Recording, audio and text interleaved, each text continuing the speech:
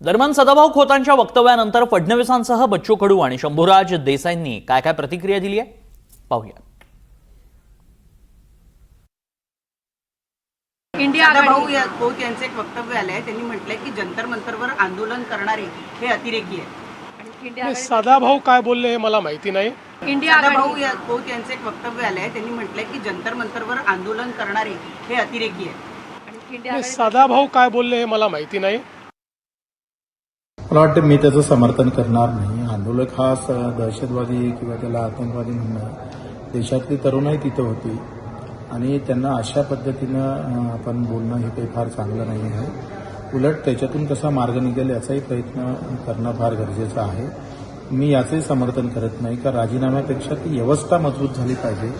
अशा पद्धतीनं समोर जर आंदोलक आले तर ते फार चांगलं होईल आणि कायमस्वरूपी तोडगा निघेल। एका राजीनाम्यानं व्यवस्थाच बदलून जाईल असं होणार नाही।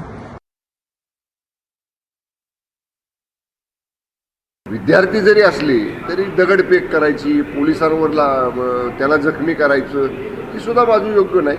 त्यामुळं माननीय सदाभाऊ खोत जरी म्हटले असले तरी आतंकवादी म्हणणं हे योग्य नाही, कारण विद्यार्थी शेवटी चळवळीमधले असतात, त्यांच्या मागण्या मांडत असतात। पण सनदशीर मार्गानं आंदोलन करणं, धरणं धरणं, घोषणाबाजी करणं, रास्ता रोको करणं इतपत ठीक आहे। पण सरकारी मालमत्तेचं नुकसान, सरकारी वाहनांचं नुकसान, सरकारी अधिकारी कर्मचाऱ्यांना जखमी करणं हे देखील काही योग्य नाही।